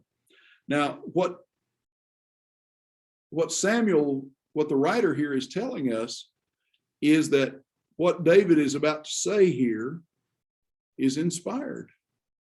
This is not just David's last words. God's inspiring him to say these things. And in fact, the very next verse, the Spirit of the Lord speaks by me. His word is on my tongue. You won't find a better description of inspiration anywhere else in the Bible. Now, this does not say God is dictating through me and I'm just a dictating machine saying what I am told to say with no choice. That's not what David is saying. But inspiration is God speaking through his chosen men. You look at the writing of Luke and the writing of Matthew, and they're very, very different. They use different vocabulary. They have different styles. Matthew is a Jew writing for Jews. Luke is a Gentile writing for Greeks. And yet they're both inspired. Inspiration is not dictation. It doesn't take away the individual's character and personality. It works within those. It takes that into account. So when David speaks here, God speaks through David. His word is on my tongue. Well, God is guiding it. The rock, God, the God of Israel has spoken. The rock of Israel has said to me, when one rules justly over men, ruling in the fear of God, he dawns on them like the morning light, like the sun shining forth on a cloudless morning, like rain that makes grass to sprout from the earth. Well, you have a picture there, an image. This is the benefit of God's guidance. You have insight, you have understanding. Is there something miraculous about it? No. But when you're trying to do what God wants, it simplifies life. It brightens life. We don't have the struggles that people who are separated from God have, because we don't have to try to figure out in the absence of God, well, what's the right thing to do? Because God shows us the right thing to do. It makes life simpler. It makes life plainer, makes life lighter. Does not my house stand so with God? He has made with me an everlasting covenant, ordered in all things and secure, for he will he not cause to prosper all my help and all my desire. Now, what's David saying? If as long as I'm walking with God, God is walking with me. Well, this parallels what Jesus says in the Sermon on the Mount in Matthew 6 and verse 24 about a man not being able to serve two masters. If you serve two masters, you're going to favor one and disfavor the other. You're going to hang on to one and let go of the other. You can't have it both ways, he says. Well, David says, I've committed my way to the Lord, and therefore he takes care of me. But look at the contrast in verses 6 and 7. Judgment. Worthless men are all alike, thorns that are thrown away. They cannot be taken with the hand.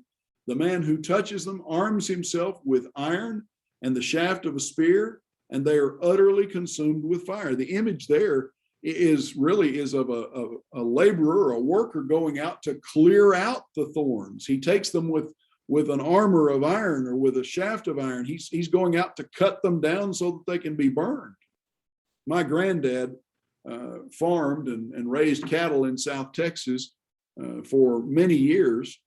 And when I was a small child in the wintertime, when the pastures got bare and he had cows to feed, he would have to go out and feed them prickly pear, or what around here would be known as cactus. The problem with cactus or prickly pear is it has spines on it. And the cows are not very sensitive. Their mouths are not very sensitive. They'll eat the leaves of the prickly pear, spines and all. But then their lips and their mouths and their tongues get pierced and they get infected, and that can kill a cow. So in the wintertime, my granddad would have to go out with a bottle of propane and a torch and burn the spines off the prickly pear so that the cows could safely eat them and have something to eat and not starve and not hurt themselves trying to eat what was not good for them.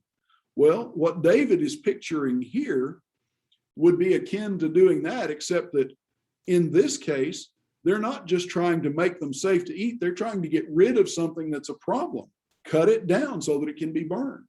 If you cut down prickly pear and just pile it up in a pile to burn it, before it gets dry enough to burn, the spines going down into the dirt take root, and now you've got a big mountain of prickly pear growing.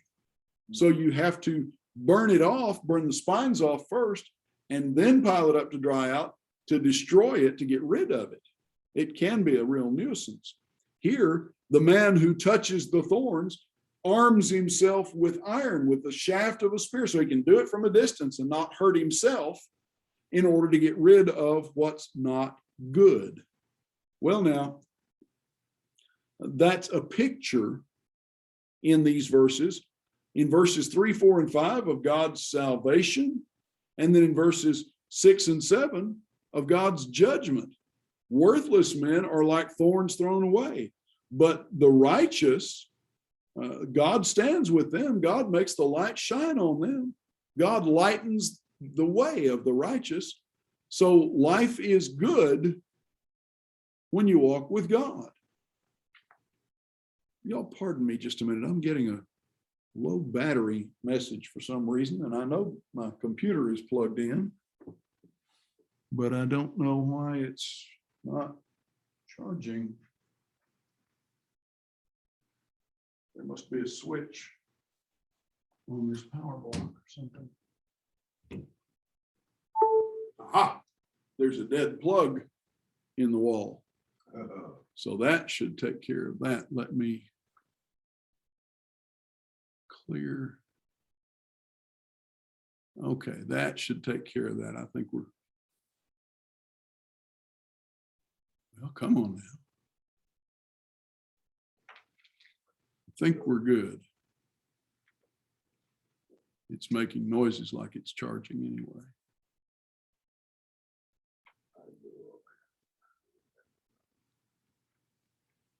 Y'all pardon me a second. I need to, there we go.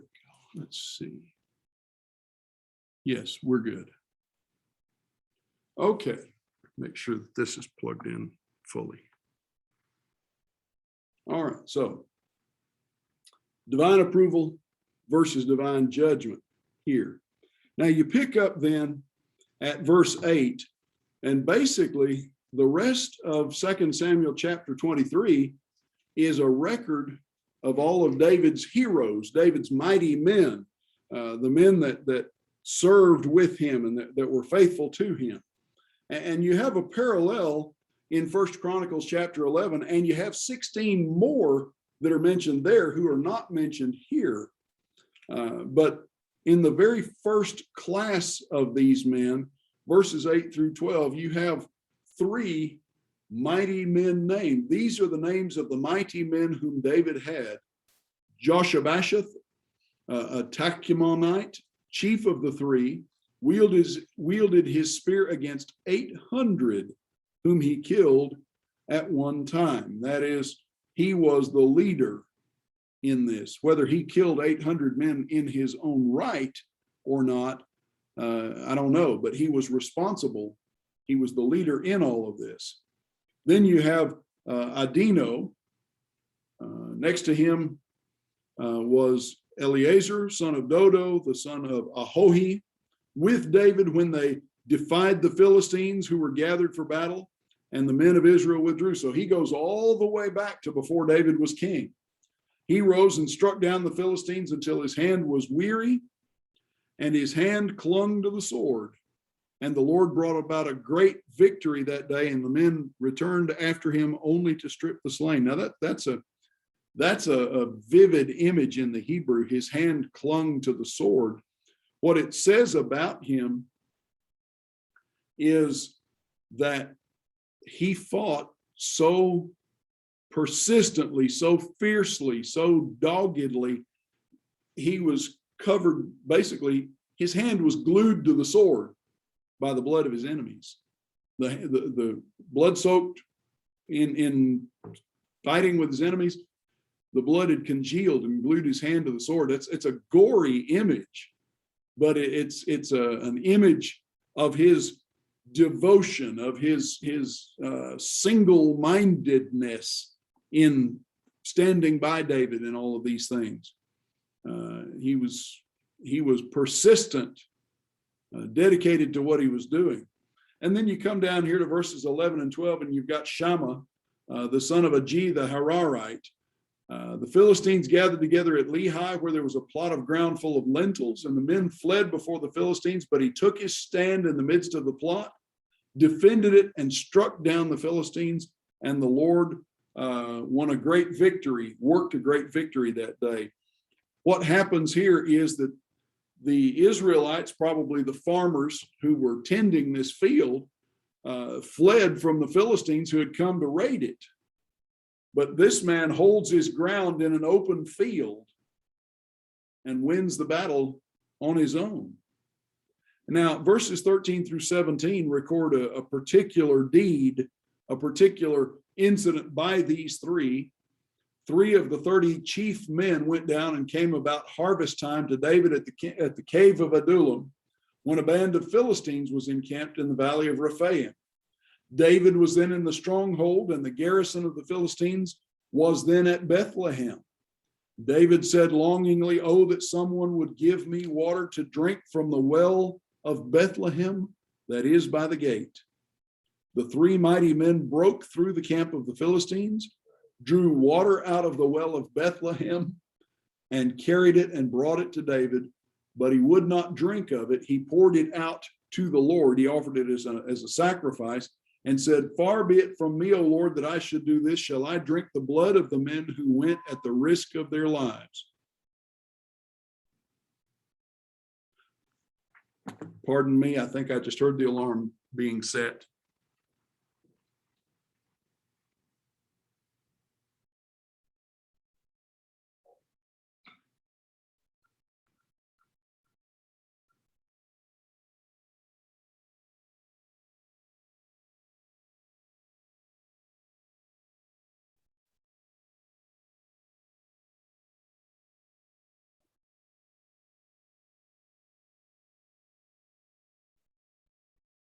Not sure what I heard, but it's not on. Sounds like the folks upstairs have about finished their. There it goes again. Sorry about this, folks.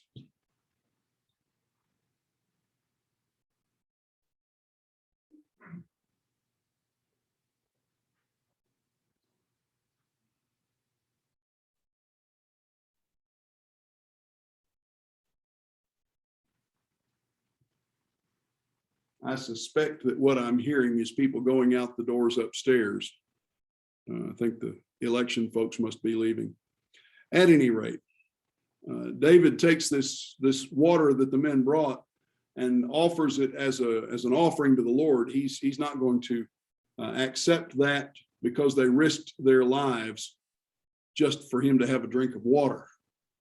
So he's going to honor God with it rather than take it as if it's his due. So now we come to Abishai. Pardon me, there it goes again.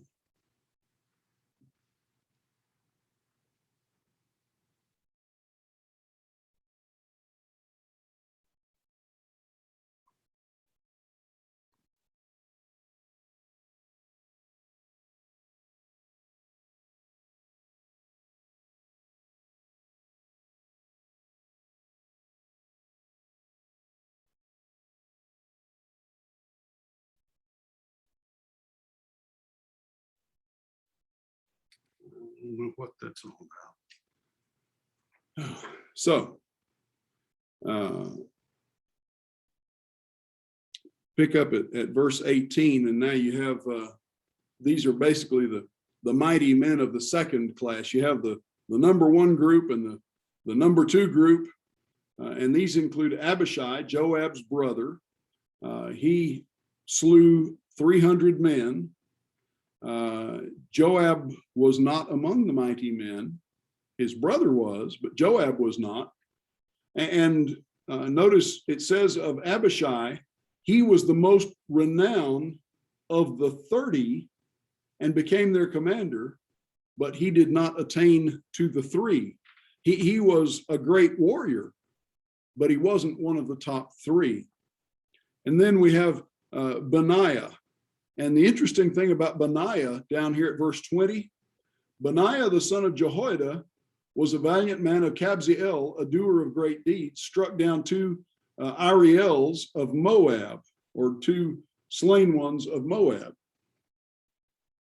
But we go on, he also went down and struck down a lion in a pit on the day when snow had fallen, struck down an Egyptian, a handsome man.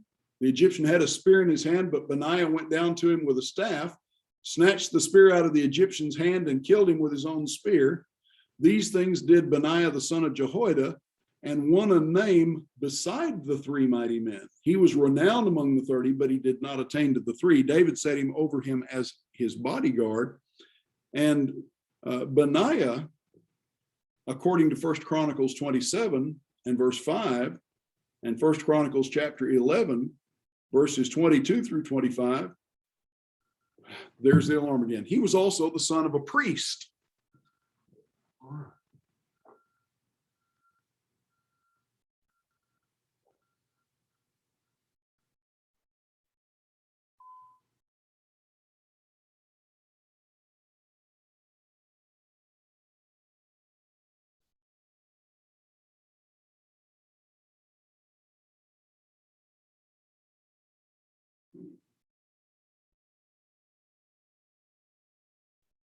That time they really did set it. So it was about to go off. Anyhow, Benaiah was the son of a priest, and that's an interesting circumstance because the Levites were not supposed to be warriors, and especially the priests and their descendants were not supposed to be warriors. But this man was among the mighty men of David.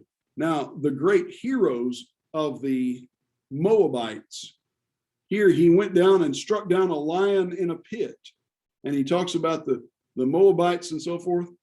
The great heroes of the Moabites were described as lions of God, and that may be the reference here. First Chronicles chapter 11 verse 23 tells us a little more about this Egyptian that he slew.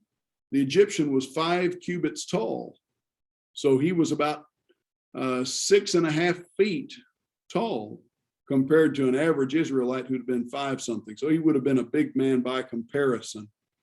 Now, the rest of the chapter from verse 24 down to the end of the chapter is the 30 mighty men, the heroes of the third class. You've got the 3, and then you've got those that were over the 30, the exceptional ones among the 30, and this is the rest of the 30.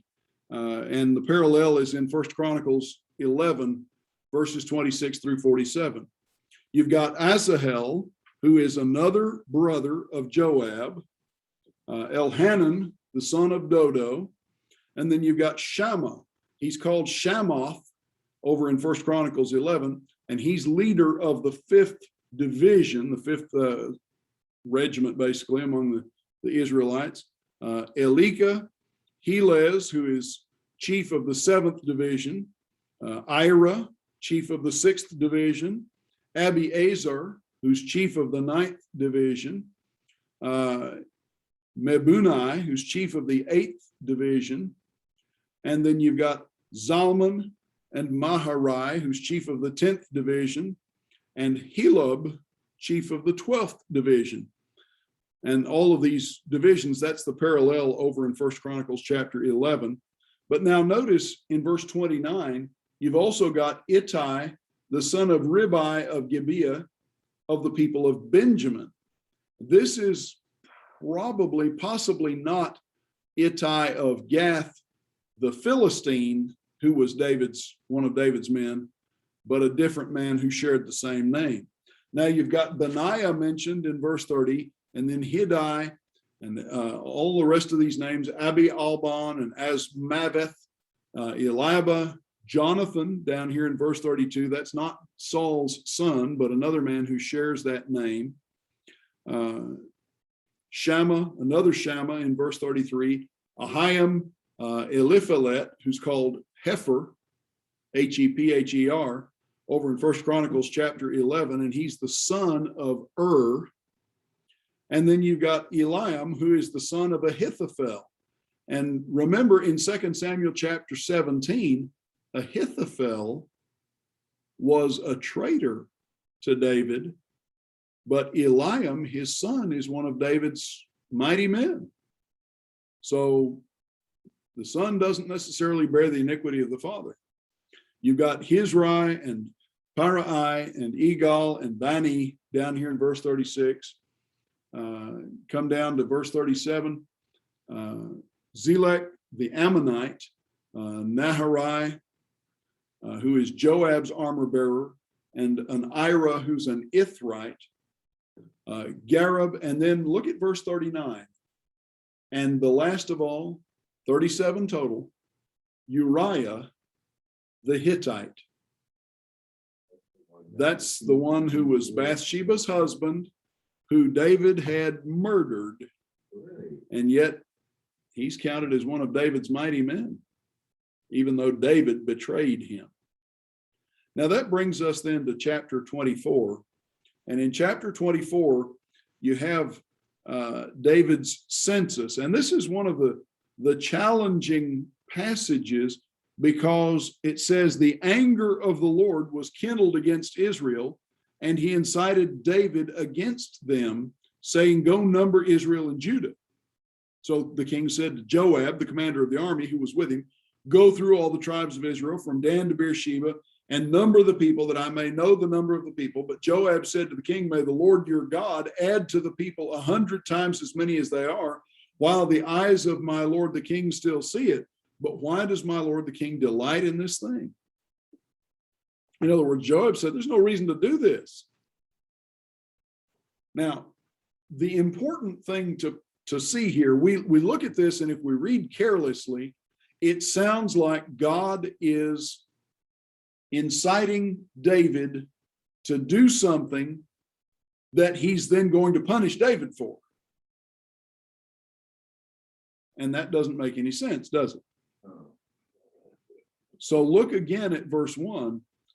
The anger of the Lord was kindled against Israel, and he incited David again. He wasn't angry with David. He was angry toward Israel. Well, why would God be angry with Israel? Ideology and all the things they were doing. Well, you look at recent history, and what has Israel just done? You back up before chapters 23, 22. David has just come through 2 rebellions. They have just experienced 2 rebellions against the man that God chose. There was Absalom's rebellion, and then there was Sheba's rebellion. David was moved, to count them, to take a census by God's permission. And in 1 Chronicles chapter 21, flip over to 1 Chronicles 21 for a minute and look at the very beginning of the chapter there. You see, there's more than meets the eye here in 2 Samuel. More to the story, as Paul Harvey might say. You go to 1 Chronicles chapter 21, Satan stood against Israel and incited David to number Israel.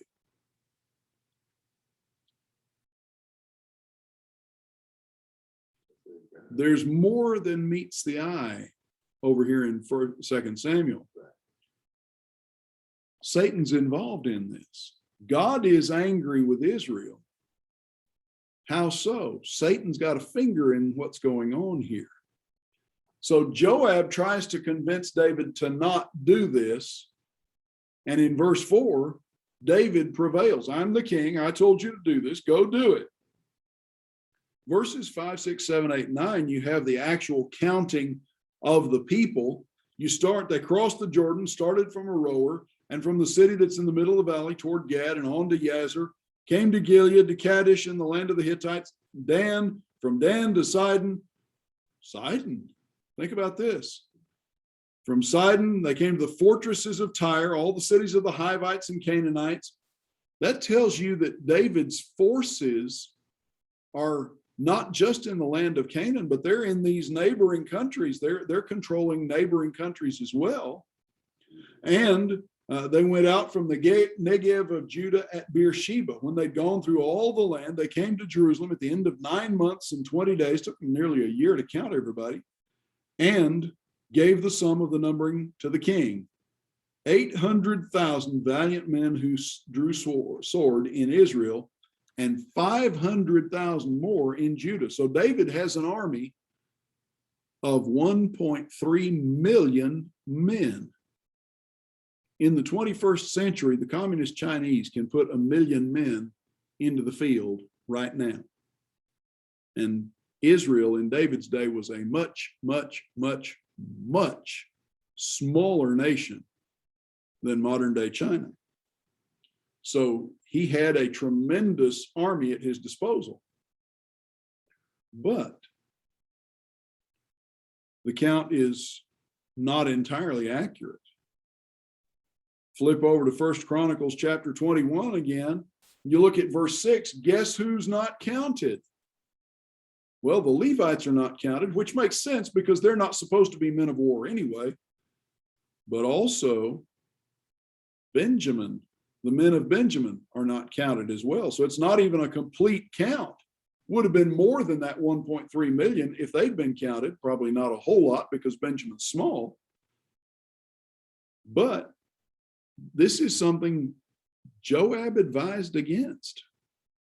There's more, in one sense, there's more good in Joab here than in David following this out in some ways. But you look at verses 10 through 14, and here is the Lord's response to the impact of sin among his people. David's heart struck him after he had numbered the people.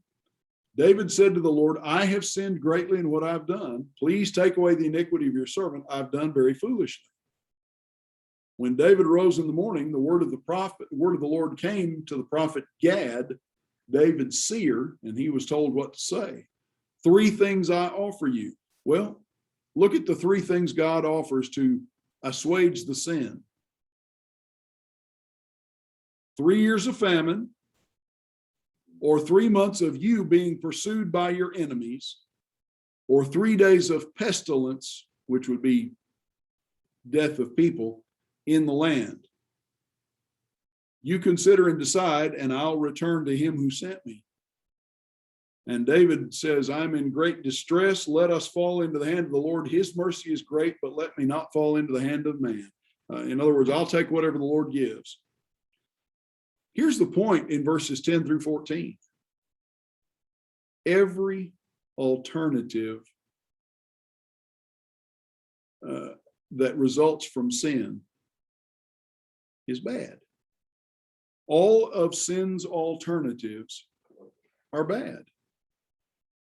The sin takes place and there's a price to be paid.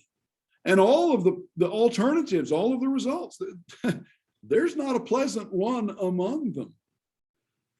David acknowledges sin. He is the head of the nation. His sin is multiplied because it affects the nation. Even if it's the nation that it's at the root of it and not David, still, he's in a sense the embodiment of the nation. And so this is not a happy thing. Famine, or fleeing before their enemies, or the sword of the Lord, as it's called in 1 Chronicles 12 and verse 12, pestilence. And David chooses God's hands. God chooses, let this be in God's hands, because God is merciful and man is not. You think about it, 7 years of famine, what would that do to them? The people would be eating each other by the time that was done. 3 months of being pursued by their enemies. Well, their enemies are not going to have any mercy on them. You go back and you read where all the census covered. It covered all of the neighboring countries that David had subjugated, that David had conquered. Now they're going to come back and pursue Israel. I think they're not going to be very kind. 3 days of pestilence. I'll take what God chooses. God is more merciful than men are. Famine would be from God, but if the farmers were wise, they could maybe abate that somewhat. Even so, it would be a lot of hardship and a lot of challenge to their faith. Fleeing from the enemies, not a good choice. The pestilence, though, that would be entirely from God. I'll leave it entirely in God's hands. No human intervention involved in that. So what does God choose? Verses 15 through 17, he chooses pestilence. The Lord sent a pestilence on Israel from the morning until the appointed time. And look at the price. Throughout the country, 70,000 men died. And then comes Jerusalem. When the angel stretched out his hand toward Jerusalem, verse 16, to destroy it, the Lord relented from the calamity and said to the angel who was working destruction among the people, it's enough. Stay your hand. So the angel of the Lord here is God's avenger of blood, in the same sense that back in the book of Joshua and Judges, and in Moses' instructions in Exodus and in Deuteronomy, where murder took place, where rape took place, and so forth, the nearest kinsman was the avenger of blood, where we read of Ruth and Naomi, and Boaz is the redeemer, same word. Here, the angel is God's avenger. He's filling that same role. The Lord commanded in verse 19, and then we're done. So David cries out to the Lord for Jerusalem. Look at down here at verse 17. As we come to the end of this, David spoke to the Lord when he saw the angel who was striking the people and said, "Behold, I've sinned, I've done wickedly, but these sheep, what have they done? Please let your hand be against me and against my father's house."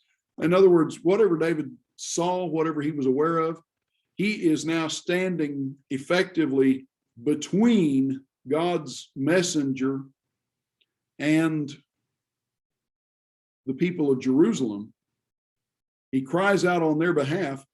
They were not responsible. The people of Jerusalem had been loyal to David in these rebellions, and they were not responsible. David basically is standing on their behalf. Please, stay your hand at this point.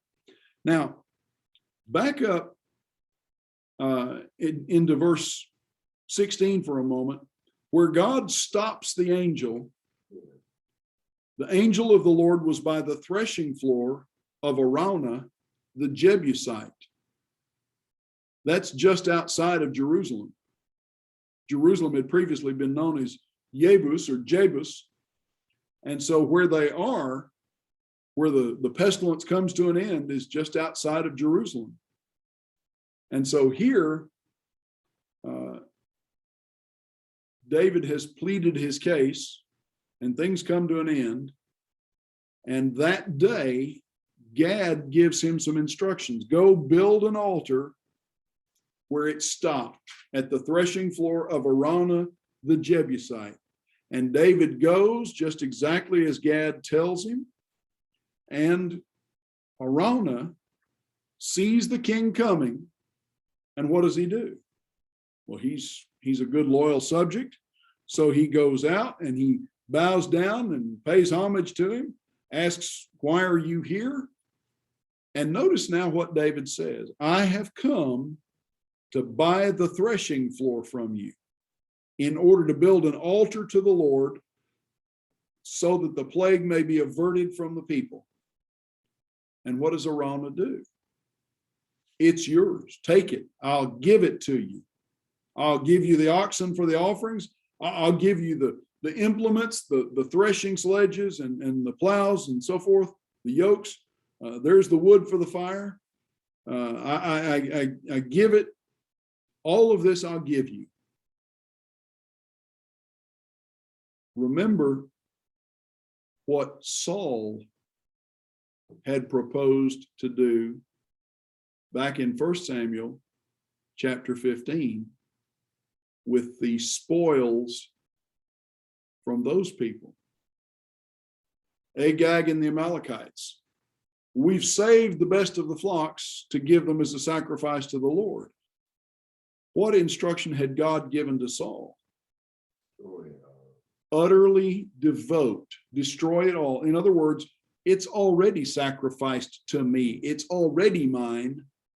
And Saul, holding all of this back, says, "Okay, I'm going to make this a sacrifice to the Lord." Well, you're going to give the Lord what already belongs to him? That's no sacrifice. Here, in contrast, David has Araunah saying, "I will give this to you." And David says, "I will not. I will buy it from you for a price." In other words, I'll buy it for a fair price is the implication of it. Not a bargain deal. I'll pay full price for it. "I will not offer burnt offerings to the Lord my God that cost me nothing." Now, over in First Chronicles, this fellow Araunah is named Ornan, different variation on his name. So David bought the threshing floor and the oxen for 50 shekels of silver. That's a pretty good price. And he built the altar and offered the burnt offerings, and the Lord responded, and the plague was averted. Over in First Chronicles 21 at verse 26, the fire came from God. Now, flip over to First Chronicles 22 for just a moment. I want you to see something interesting here. First Chronicles chapter 20, you look at 21, and at the end of the chapter at verse 26, David built the altar, presented burnt offerings, peace offerings, called on the Lord. The Lord answered with fire from heaven upon the altar of burnt offering. So the Lord lit the fire. He accepted the offering. David saw that the Lord had answered him there. The tabernacle of the Lord, which Moses had made in the wilderness, the altar of burnt offering, were at that time in the high place at Gibeon, but David could not go before it to inquire of God, for he was afraid of the sword of the angel of the Lord. And notice verse 20, chapter 22 and verse 1 in First Chronicles. Then David said, "Here shall be the house of the Lord God and the altar of burnt offering for Israel." So that tells us then where the threshing floor of Araunah was actually located and how small Jerusalem actually was in David's day. It's outside the city in David's day, but it's on the Temple Mount. It's where the temple is going to be built. It's where this sacrifice took place. I will not offer what cost me nothing. And that will be the site of the future temple in Solomon's day. So interesting little tidbit there. The plague stopped, and then that takes us, ultimately that will take us on into First Kings and the death of David and the birth of the enthronement, the coronation of Solomon in his place. That will not go perfectly smoothly, but in the meantime, David will prepare for the construction of the temple. First Chronicles chapter 22 details everything David did by way of getting ready. He couldn't build it, but he could get everything ready for it. He worked out the treaty with Hiram, the king of Tyre, for the workers, the workmen, and the materials.